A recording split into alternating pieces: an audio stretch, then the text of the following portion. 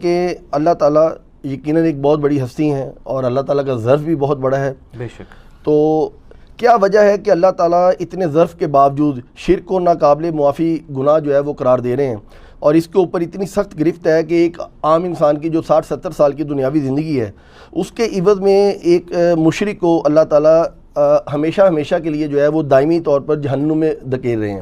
اعوذ باللہ تعالی. ہاں جی، بہت خطرناک معاملہ ہے جی. یہ حقیقت ہے کہ اگر کسی شخص نے یہ زندگی انجوائے بھی کی 60 70 80 100 سالوں کے لیے، لیکن وہ شرک کی حالت میں دنیا سے گیا، تو یہ قرآن پاک کا واضح فیصلہ ہے، کیٹیگوریکل. قرآن حکیم میں 2 دفعہ سورہ نساء کی آیت نمبر 48 ہے اور 116، ایک ہی صورت میں 2 دفعہ. اعوذ باللہ من الشیطان الرجیم ان اللہ لا یغفر ان یشرک بہ ویغفر ما دون ذلک لمن یشاء. بے شک اللہ اس گناہ کو کبھی معاف نہیں کرے گا کہ کوئی شخص قیامت والے دن اللہ کے حضور اس حال میں پیش ہوا کہ اس نے دنیا میں شرک کیا ہوا. اس کے علاوہ جتنے گناہ ہیں وہ معاف کر دے گا جس کے لیے چاہے گا. وہ بھی اوپن لائسنس نہیں ہے، جس کے لیے چاہے گا معاف کرے گا. البتہ ایک امید ہے کہ وہ قابل معافی ہیں. وَمَن يُشْرِكْ بِاللَّهِ فَقَدْ ضَلَّ ضَلَالًا بَعِيدًا. جو شرک میں مبتلا ہوا وہ گمراہی میں دور جا پڑا. اچھا، دنیا کے اندر یہ شرک معاف ہو جائے گا. سورۃ الفرقان کی آیت نمبر 70 میں آیا ہے کہ جو دنیا میں شرک سے توبہ کر لے گا ہم اس کے گناہوں کو بھی نیکیوں سے بدل دیں گے. یہ یعنی اللہ کی رحمت کا غلبہ ہے. لیکن شرک کے معاملے میں اللہ تعالیٰ بہت، جس کو کہتے ہیں نا، یہ شرک is the most sensitive issue in the sight of اللہ. اللہ کے حضور سب سے زیادہ حساس معاملہ شرک کا ہے. دنیا میں توبہ کر لی معافی ہے. جامعہ ترمذی میں حدیث ہے کہ موت کے غرغرے سے پہلے یعنی نزع کا عالم طاری ہونے سے پہلے اگر کوئی توبہ کر لیتا ہے تو اس کی توبہ قبول ہے. لیکن آخرت میں اگر کوئی شخص معافی مانگے گا بھی اور وہ مشرک ہوا تو اللہ تعالیٰ اس کی توبہ قبول نہیں کرے گا. لا تبدیل لکلمات اللہ. اللہ کے کلمات نہیں بدلیں گے. اگر کوئی شخص یہ کہے نا کہ اللہ تعالیٰ چاہے تو وہ مشرک کو بھی معاف کر سکتا ہے، یہ کلمات کفر ہے، یہ محال ہے، کیونکہ اللہ کے کلمات نہیں نا بدلتے. اگر وہ معاف کر دے گا تو قرآن پاک میں کیا ہے کہ شرک معاف نہیں ہوگا، تو یہ کنٹرڈکشن آ جائے گا دونوں باتوں میں. البتہ شرک کی جو جزیات ہیں، کہیں کلی طور پہ وہ خدا کا ماننے والا ہے، کہیں جزیات میں اس کو کہیں یعنی کوئی غلطی لگ گئی ہے، وہ معاملہ ایک الگ ہے. ہم کیٹیگوریکل شرک کی بات کر رہے ہیں. ورنہ تو سنن ابی داؤد میں، سنن نسائی میں، تو مسند احمد میں احادیث موجود ہیں کہ شرک جو شرک خفی ہے وہ ریاکاری بھی ہے. مسند احمد میں صحیح سند کے ساتھ حدیث ہے نا، جس نے کسی کو دکھلاوے کے لیے نماز پڑھی اس نے شرک کیا، جس نے دکھلاوے کے لیے روزہ رکھا اس نے شرک کیا، جس نے دکھلاوے کے لیے صدقہ کیا شرک کیا. لیکن وہ شرک یہ والا نہیں ہے شرک جو معاف نہیں ہوگا، وہ ریاکاری ہے، وہ قابل معافی ہے. شرک جلی یعنی خدا کے مقابلے پہ کسی اور کو الہ ٹھہرا لینا اور کسی اور کے بارے میں وہی چیزیں کلیم کرنا. اب اس میں جو جزیات ہیں اس میں ظاہر ہے کہ 20 لوگوں نے باتیں لکھی ہیں. ہم تو موٹی بات ہی کرتے ہیں جو قرآن پاک میں آئی ہے، ایاک نعبد و ایاک نستعین. عبادت اللہ کی کرنی ہے، دعا کے لیے صرف اسی کو پکارنا ہے. باقی میرا لیکچر ہے مسئلہ نمبر 3، دعا صرف اللہ ہی سے، اور سچ پیپر بھی ہے دعا صرف اللہ ہی سے. اس میں نے اس کی ساری کریٹیکل چیزیں ایڈریس کی ہیں. یہ بہت خطرناک معاملہ ہے جی کہ کوئی زیادہ سے زیادہ 60 سال 100 سال کی زندگی ویل کر لے گا. اب انصاف کا تقاضا دنیاوی اعتبار سے تو یہی بنتا ہے کہ اگر کسی نے 100 سال شرک کیا ہے تو 100 سال اسے دوزخ میں چلایا جائے، اس کے بعد چھوڑ دیا جائے. لیکن اللہ تعالیٰ فرما رہے ہیں کہ میں معافی نہیں کروں گا اور ہمیشہ کے لیے دوزخ میں پھینک دوں گا. والعیاذ باللہ تعالی. اللہم اجرنا من النار، اللہم اجرنا من النار، اللہم اجرنا من النار. یقیناً اللہ کا ظرف بہت بڑا ہے، لیکن یہ جرم بہت بڑا ہے. اصل میں اس جرم کا کم از کم عذاب یہی ہونا چاہیے کہ ہمیشہ کی دوزخ. میں لاجیکلی آپ کو بتا دیتا ہوں. ہم قرآن و سنت سے میں شرک کے اوپر بولوں تو 1 گھنٹہ اس کی مذمت پہ آیات مجھے یعنی زبانی یاد ہیں، احادیث کتنی زیادہ یاد ہیں، اس کو میں سکپ کر رہا ہوں. اصل اس کوشچن کی طرف میں آ رہا ہوں کہ دنیا میں جو شخص بھی پیدا ہوا ہے یہ ہو ہی نہیں سکتا کہ اس کی زندگی میں کبھی یہ کوشچن نہ ابھرے کہ مجھے کس نے بنایا ہے. یہ ایک ایسا سوال ہے جو ہر ذی شعور شخص کے دماغ میں ضرور آتا ہے. کوئی پاگل ہے وہ علیحدہ بات ہے، کسی کو کوئی ذہنی توازن بگڑ گیا وہ ایک علیحدہ مسئلہ ہے. اس کے اوپر گرفت بھی نہیں. وہ بخاری میں حدیث ہے 3 لوگوں پہ گرفت نہیں ہے, ایک پاگل کے اوپر, ایک چھوٹے بچے کے اوپر, اور ایک جو سویا ہوا شخص ہے اس دوران اس سے کوئی ایسی حرکت ہو جاتی ہے نیند کی حالت میں. بہرحال جب انسان اس دنیا میں شعور کی آنکھ کھولتا ہے, جب وہ ہوش میں آتا ہے, تو پہلا کوشچن اس کے دماغ میں یہی آتا ہے کہ یہ سب کچھ کیسے چل رہا ہے, کون چلا رہا ہے اس کو. خدا تو ہر لمحے پہ اس کے لیے سگنلز بھیجتا رہتا ہے. وہ اپنے جسم کے اوپر غور کر لے, اپنے معاملات کے اوپر غور کر لے, خدا تک ضرور پہنچ جائے گا, کم از کم اتنی توحید تک پہنچے گا کہ مجھے کسی نے پیدا کیا ہے. کیا کوئی شخص جب پیدا ہوتا ہے وہ اس کے اوپر تفکر نہیں کرتا کہ میں کتنا مجبور محض ہوں کہ میں کھانے پینے سے, نیند سے, پیشاب سے اپنے آپ کو آزاد نہیں کر سکتا. میرا اپنا جسم میرے کنٹرول میں نہیں ہے, میری مرضی کے بغیر میرا دل روزانہ 1 لاکھ دفعہ دھڑک رہا ہے اور 10,000 لیٹر خون 1 لاکھ کلومیٹر نسوں کی لینتھ میں ٹرانسفر کرتا ہے. کیا میرے ماں باپ نے مجھے پیدا کیا ہے؟ ان بیچاروں کو تو خود نہیں پتا, انہوں نے تو اپنا ایک معاملہ کیا اور اس کی پلنٹی اولاد کی شکل میں بھگتنی پڑ گئی, یا صدقہ جاریہ کی شکل میں, دونوں شکلیں ہو سکتی ہیں. ان بیچاروں کو تو پتہ بھی نہیں ہے. ایک عورت کو پتہ ہی نہیں ہے کہ کس طریقے سے بچے کی تخلیق ہو رہی ہے, اس کا تو اپنا کنٹرول ہی کوئی نہیں ہے. مرد کو نہیں پتہ جو ماں باپ ہیں. اور سورہ طور کے اندر اللہ تعالیٰ نے یہی تو سوال کیا ہے نا کہ بتاؤ کہ تمہیں کسی نے نہیں پیدا کیا, بغیر پیدا کیے ہوئے پیدا ہو گئے ہو؟ یقیناً پیدا کیا. اور کیا تم نے اپنے آپ کو خود پیدا کیا؟ نہیں. پھر کوئی کریٹر ہے. اور اس کے اوپر میں نے ایک لیکچر بھی دیا ہے, ہو از اللہ in the light of latest scientific facts, مسئلہ نمبر 60, اللہ کون ہے جدید سائنسی حقائق کی روشنی میں. اس میں نے اس کے اوپر ایمفسائز کیا کہ انسان اپنی زندگی میں کسی چیز پہ بھی آبزرویشن کرے وہ اللہ تک پہنچ جاتا ہے. ایک انڈا, اس میں سے چوزا کیسے نکلتا ہے, اسی کے اوپر صرف سوچ لے انسان زندگی میں ایک دفعہ تو پریشان ہو جاتا ہے, خدا تک پہنچ جاتا ہے. لہٰذا دنیا میں اللہ تعالیٰ نے اتنے انڈیکیٹرز رکھے ہیں کہ الٹیمیٹلی اگر کوئی کوسچن اوور لک نہیں ہونا چاہیے نا, تو وہ گاڈ کے بارے میں کوسچن ہے. باقی انسان ہر چیز کے بارے میں ہو سکتا ہے کبھی ایکسپیرینس ہو یا نہ ہو, لیکن کوئی شخص یہ نہیں کہہ سکتا کہ جی مجھے خدا کے بارے میں کبھی خیال نہیں آیا. انسان جب پیشاب کرنے جاتا ہے تو پریشان ہو جاتا ہے کہ کھانا کھایا, مجھے پتہ بھی نہیں ہے اس کھانے کی اسکروٹننگ کیسے ہونی ہے, اس میں سے خون کیسے نکلنا ہے, اس میں سے جو ہے وہ فضلہ بن کے جو فالتو چیزیں وہ کیسے نکلنی ہے اور ایک مینیجیبل فارم میں نکلنی ہے, اور وہ ایک سگنل آنا ہے اور اس سگنل کے اگینسٹ میں نے رسپانس کرنا ہے. میں اپنی مرضی سے اپنا پیشاب بھی نہیں روک سکتا. اگر وہ کئی لوگوں کی یہ حس ختم ہو جاتی ہے پیشاب روکنے کی, وہ پیشاب نہیں روک سکتے, مکمل وہ پیمپر باندھ کے رکھتے ہیں ہر وقت.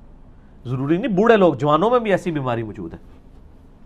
تو الٹیمیٹلی ان ساری چیزوں پہ جب بندہ غور و تفکر کرتا ہے تو خدا تک پہنچ جاتا ہے کہ اس کائنات کو کسی نے بنایا ہے اپنی مرضی سے, اور اس نے اپنی مرضی تو دکھا دی ہے انسان کے اوپر, اور انسان کو ایسا مجبور بنایا ہے کہ انسان اپنی میجورٹی چیزوں کے اوپر کوئی کنٹرول نہیں رکھتا. اپنے جسم کے اوپر کنٹرول نہیں رکھتا, اپنے اعضاء کے اوپر کنٹرول نہیں رکھتا, اپنے سانس کے اوپر. سانس آپ دیکھ لیں 23,000 دفعہ پھیپھڑے سانس لیتے ہیں اور 23,000 دفعہ باہر نکالتے ہیں. اگر روزانہ ایک بندے کو خود 23,000 دفعہ سانس لینا پڑ جائے ایسے, میرا خیال ہے ایک دن بھی نہیں لے سکتا, اور میری مرضی کے بغیر سانس چل رہا ہے. ابھی گردوں کی تو میں بات ہی نہیں کر رہا ہوں جو 25 دفعہ ڈائلیسس کر رہے ہیں. گردوں کا ڈائلیسس ڈسٹرب ہو جائے تو انسان سیدھا موت کے منہ میں, گردے فیل ہو جائیں. ایک ڈائلیسس کی قیمت تقریباً 8 سے 10,000 روپے مارکیٹ میں. 2.5 لاکھ روپے کا کام تو مفت کر رہے ہیں گردے روزانہ, اور مجھ سے پوچھے بغیر کر رہے ہیں. سر آپ لاکھ کہتے رہے جی میں گردے نو آرڈر کیتا ہے تو چل پے نے, نہ بھائی ایڑا آرڈر گردے نو تو کیتا ہے نا, ذرا اپنی باقی اعضاء نو بھی کرتے انہوں نے ٹور کے دس, پھر منا گے تنوں. اس طرح کچھ نہیں ہوتا, ٹھیک ہو گیا. کسی کے کنٹرول میں کوئی چیز نہیں ہے. بڑے سے بڑے بزرگ کا پیشاب بند ہو جائے نا تو وہ پھر کسی مزار پہ نہیں اس کو لے کے جاتے, ڈاکٹر کے پاس ہی لے کے جاتے ہیں کہ سر کچھ کرو. اور ڈاکٹر بھی اس وقت تک کرتے ہیں جب تک معاملات ہوتے ہیں, ورنہ جب ڈائلیسس پہ بندہ چلا جائے تو ڈاکٹر کہتے ہیں جی آپ ٹرانسپلانٹ پہ جائیں. ٹرانسپلانٹ پہ بھی بعض کا 2-3 دفعہ کراتے ہیں, وہ بھی نہیں کامیاب ہوتا.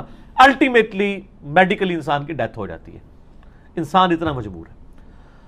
آج یورپ اور امریکہ کے اندر سب سے بڑا کوسچن یہ ہے کہ کس نے ہماری مرضی کے بغیر ہمیں اس فیس آف ارتھ پہ, اس پلانٹ کے اوپر پٹ کر دیا ہے, اس کی کیا ڈیمانڈز ہیں. یہ یعنی اب تو لوگ ڈسکشنز کرتے ہیں باقاعدہ.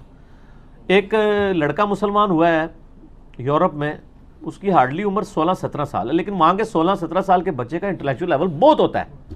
اس کو میٹرک لیول کے اوپر اسائنمنٹ ملی تھی پرپز آف لائف کے اوپر, وہ بندہ مسلمان ہو گیا یار. اور یعنی پرپز آف لائف کے اوپر اس نے جب سرچ کرنی شروع کی, مسلمان کیا ہوا ہے وہ, پھر بلکہ وہ مسلمان ہوا, اس کا جب انٹرویو ہوا اس نے کہا جی اب پہلا رمضان میری زندگی میں آنے والا ہے. تو وہ کافی موٹا تھا نا, تو کہہ رہا تھا مجھے اب پریشانی ہے کہ میں روزے کیسے رکھوں گا, لیکن رکھنے تو ہیں میں نے, میرے لیے دعا کریں. پاکستان انڈیا کے مسلمان جو ہیں پیدائشی مسلمان ہیں, وہ کہتے ہیں ہمارے لیے دعا کریں کہ روزہ رکھے بغیر بخشش ہو جائے. وہ لوگ کہتے ہیں نہیں ہمارے لیے دعا کریں, ہم روزہ رکھنا چاہتے ہیں, اللہ تعالیٰ یعنی ہمارے ساتھ کوئی اسپیشل معاملہ کرتے ہیں. تو انسان اللہ تک پہنچ جاتا ہے. کئی جو نیو مسلمز ہیں اگر آپ ان کو دیکھیں, ان کی پوری پوری سٹوری سنیں, یہ سگنل ساروں کو آتے ہیں, لیکن جو اللہ تعالیٰ کو سیریس لیتا ہے نا خود, تو پھر اللہ تعالیٰ اس کو ہدایت بھی دیتا ہے. ورنہ سگنل سب کو آ رہے ہیں, کوئی نہیں کہہ سکتا مجھے سگنل نہیں آیا. ایون مسلمان جو ہیں ان کی زندگی میں کیا ایسا نوجوانی میں ایسا لمحہ ہر بندے کی زندگی میں آتا ہے جب وہ سوچتا ہے کہ مجھے کسی نے پیدا کیا ہے, خدا ہے بھی ہے یا نہیں ہے. یہ کوشچن تو ہر بندے کے دماغ میں آتا ہے. الٹیمیٹلی پھر انسان جب تفکر کرتا ہے تو ایک کسی رزلٹ تک پہنچ جاتا ہے. تو آج بھی جو تصور کرے گا وہ پہنچ جائے گا. اس پہ میرا ایک اور لیکچر بھی ہے, ہو کریٹڈ گاڈ, خدا کو کس نے پیدا کیا, اور جدید شیطانی وسوسوں کا تحقیقی جائزہ, مسئلہ نمبر 83 بھی ہے, وہ بھی آپ دیکھ لیں. اور یہ حقیقت بات ہے. ایک اور مسلمان ہوئے ہیں, امریکن یوتھ منسٹر رہے ہیں, وہ تقریباً 20 سال کی عمر میں وہ بندہ مسلمان ہوا ہے. اس وقت وہ یوتھ منسٹر یعنی نوجوانوں کا منسٹر بن چکا ہوا تھا. اس کو 4 زبانوں میں بائبل آتی تھی, جوشوا اس کا نام ہے. آپ یوٹیوب پہ یا گوگل پہ جا کے صرف لکھیں how Bible led me to accept Islam, Bible نے مجھے کس طرح گائیڈ کیا کہ میں اسلام تک پہنچ گیا. وہ بائبل پڑھ کے مسلمان ہوا ہے, خدا کے تصور کے اوپر. وہ یعنی ایک کروڑ سے زیادہ لوگ وہ ویڈیو دیکھ چکے ہیں. یوٹیوب پہ جا کے وہ ویڈیو دیکھیں, انگلش کے اندر ہے. تو انسان کی آنکھوں میں آنسو آ جاتے ہیں کہ جس بندے کو تڑپ ہوتی ہے وہ اللہ تعالیٰ تک ضرور پہنچ جاتا ہے. اس طرح کی کئی ایک ویڈیوز ہیں نیو مسلمز کی, وہ آپ دیکھ لیں تو آپ کو اندازہ ہوگا کہ زندگی میں اگر کوئی کوشچن اوور لک نہیں ہونا چاہیے تھا نا, وہ ایگزسٹنس آف گاڈ کا تھا. God is the only explanation of all the physical phenomena in this universe. اس کائنات میں ہونے والا ہر فزیکل فینامنا, اس کی الٹیمیٹ ایکسپلینیشن خدا ہے. خدا تک بندہ پہنچ جاتا ہے, چاہے وہ کسی پھول کو دیکھے, چاہے وہ کسی چڑیا کو دیکھے, خواہ کسی وہ شیر کو دیکھ لے, کسی بلی کو دیکھ لے, کسی مرغی کو دیکھ لے, الٹیمیٹلی خدا تک پہنچتا ہے. جب وہ قدرتیں دیکھتا ہے نا تو انسان پریشان ہو جاتا ہے. سر یہ آپ کو پتہ ہے کہ ہمارے ملک کے اندر رشیا سے برڈز جو ہیں وہ 8-10 ہزار کلومیٹر کا سفر کر کے وہ آتے ہیں سر, بغیر ریفیولنگ کے. جناب بوئنگ 747 کو بھی 8000 کلومیٹر کے بعد فیول ڈالنا پڑتا ہے, اور وہ اتنا مضبوط اس کا مٹیریل ہے. اور وہ اگلے دن میرے ایک دوست وہ ایک یعنی وہ سرخاب کا شکار کر کے نا تو وہ گھر دے کے گئے نا, تو وہ انہوں نے پکڑا تھا, مجھے کہہ رہے تھے علی بھائی یہ اس کے پر دیکھیں, یہ کوئی بوئنگ 747 اس کے پروں کا مقابلہ نہیں کرتا. آپ دیکھنے میں وہ سادہ سے پر ہیں, ٹھیک ہے, خوبصورت ہیں, ان میں چمک ہے. تو کہتے ہیں یہ وہ پر جو اللہ نے اس کو دیے ہوئے نا, یہ 10,000 کلومیٹر کا سفر بغیر سٹے کے, اور اس میں اس کا سونا بھی ہوا میں ہی ہوتا ہے سر. تو سر یہ, اور اس کا جو سر ہے وہ اتنا سا ہے, اس سر کے اندر دماغ کتنا سا ہوگا, اتنا سا, جس کے اندر یہ ساری چپس فٹ ہیں کہ اس نے کہاں سے چلنا ہے, کس موسم میں کہاں آنا ہے, اور پھر یہاں سے اس نے واپس جانا ہے. کئی مچھلیاں آپ دیکھ لیں, ان کے اندر باقاعدہ یعنی کوئی نیویگیشن سسٹم مقابلہ نہیں کر سکتا. آپ یوٹیوب کے اوپر جا کے ایسی مچھلیاں بھی اویلیبل ہیں کہ جو جہاں پیدا ہوتی ہیں نا, جس ندی میں, اس ندی سے وہ الٹیمیٹلی سمندر تک پہنچتی ہیں, سمندر میں سے پھر وہ پورا فاصلہ طے کر کے دوبارہ اس ندی تک دوبارہ واپس آتی ہیں, اور وہاں کے وہ مر جاتی ہیں. یہ ان کا لائف سائیکل ہے پورا. آپ ہارون یہ صاحب کی ویڈیو ذرا یوٹیوب کے اوپر دیکھیں نا, God is known through reasons, اور کافی ساری ان کی ویڈیوز ہیں, ان میں انہوں نے یہ چیزیں دکھائی ہوئی ہیں. Science of God in this universe. اور وہ مچھلی کے بارے میں سائنٹسٹ کہتے ہیں کہ اس کے دماغ میں ایک سسٹم فٹ ہے جس کی وجہ سے وہ اتنے سمندر میں سے ہو کے ایگزیکٹ اسی ندی میں ہی واپس آتی ہے. اور اس ندی تک پہنچنے کے لیے اس کو کئی ایک آبشاریں بھی کراس کرنی پڑتی ہیں, کئی راستے میں ہی مر جاتی ہیں, اور وہ اتنی اونچی اونچی چھلانگیں مارتی ہیں, اور ان آبشاروں سے کرتی کرتی انہی پہاڑوں پہ جہاں جس انڈے سے نکلی ہوتی ہیں وہاں جاتی ہیں, وہاں جا کے انڈے دیتی ہیں, ساتھ ہی مر جاتی ہیں, ان انڈے میں سے نئے بچے نکلتے ہیں, وہ پھر بڑے ہوتے ہیں, وہ سمندر کا سفر کرتے ہیں, پھر وہ ہو کے پورا سائیکل اس طرح. سر اس طرح کی کئی ایک مخلوقات, ابھی تو سمندر کی گہرائیوں کے اندر آپ مخلوقات دیکھیں,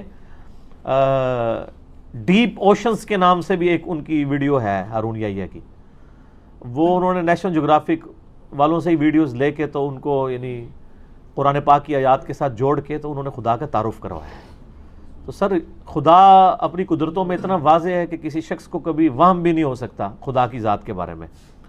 وسوسہ آئے, الٹیمیٹلی علمی طریقے سے انسان اس رزلٹ تک پہنچتا ہے اس کائنات کو کسی نے بنایا.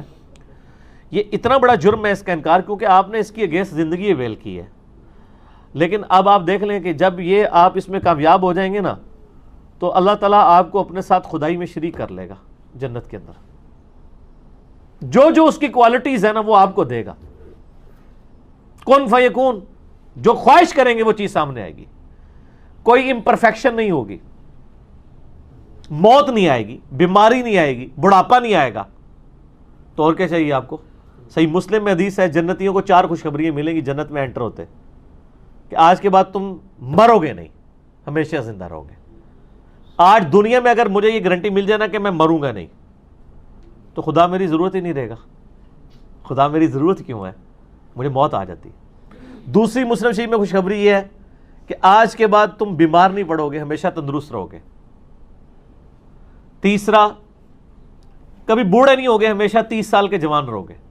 سر دنیا میں اگر آپ 30 سال کے جوان رہے, بیمار بھی نہ ہو, بیمار کا مطلب یہ ہے کہ اب روٹی کا بھی خرچہ شرچہ والا کام ختم نا, بھوک بھی نہیں آنی, افلاس کچھ بھی نہیں ہونا, اور موت بھی نہیں آنی, تو سر دنیا ہی جنت ہے.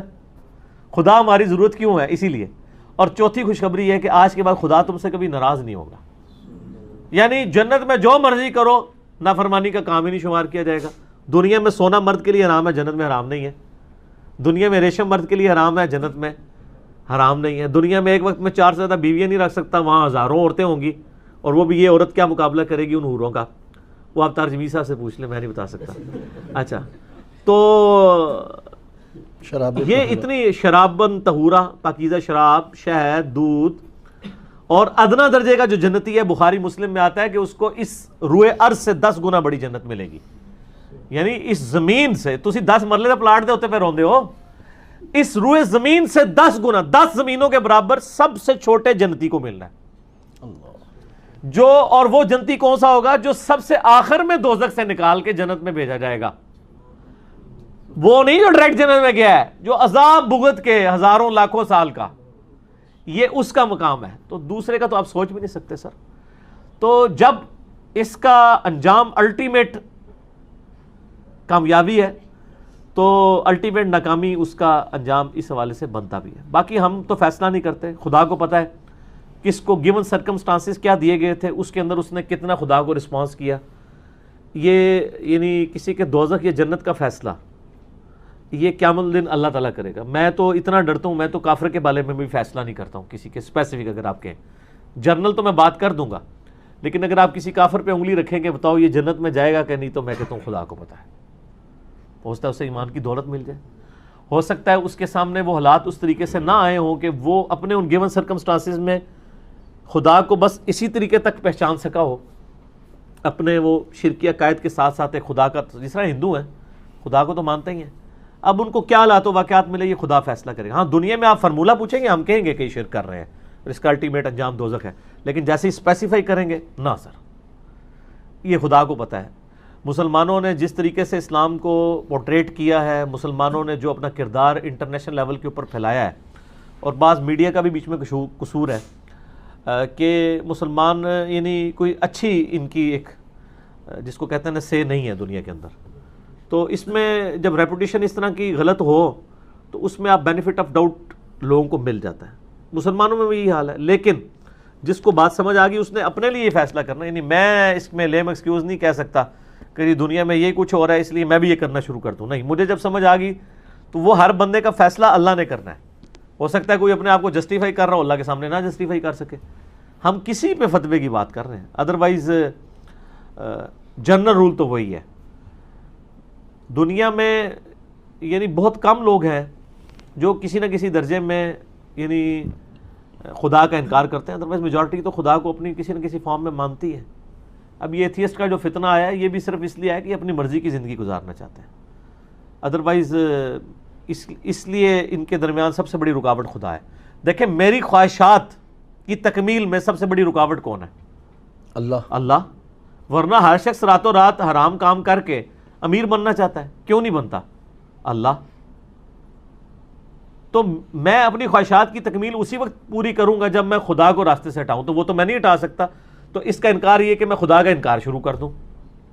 تو یہی ایتھیزم کی بیسیکلی بنیاد ہی ہے. اور دوسری طرف ظاہر ہے کہ جو پرورٹڈ نیچر والے مذہبی لوگ ہیں ان کا کردار بھی لوگوں کو متنفر کرواتا ہے. تو اب یہ ایک تلخ ٹاپک ہے, میں اس پہ اکثر بولتا رہتا ہوں, تو اس کو اسی پہ کنکلوڈ کرتے ہیں کہ اب ہمیں یہ راگ لاپنا ہے, لوگوں کو یہ بات بتانی ہے کہ دنیا کا سب سے بڑا مسئلہ بھوک, پانی, آبادی کا بڑھنا نہیں ہے. سب سے بڑا مسئلہ یہ ہے کہ ہمیں جس خدا نے پیدا کیا ہے اس نے ہم سے ہمارے اعمال کے بارے میں پوچھنا ہے, اور سب سے پہلے اپنی ذات کے بارے میں پوچھنا ہے. خدا کا تعارف لوگوں کو کروائیں. اور میں کہتا ہوں چھتوں پر, چوراہوں پر یہ چیزیں لگی ہوئی ہونی چاہیے کہ خدا کا تصور لوگوں کے اندر آئے. ایک تو وہ ہے نا جو ایک مسلمان لے کے چل رہا ہے, وہ رچرڈ ڈاکنز جو ہے وہ اسے ڈیلوژن کہتا ہے, تو کسی حد تک ٹھیک کہتا ہے, یہ ڈیلوژن ہی لے کے چل رہے ہوتے ہیں نا, کوئی دلائل کے اوپر تو نہیں لے کے چل رہے ہوتے.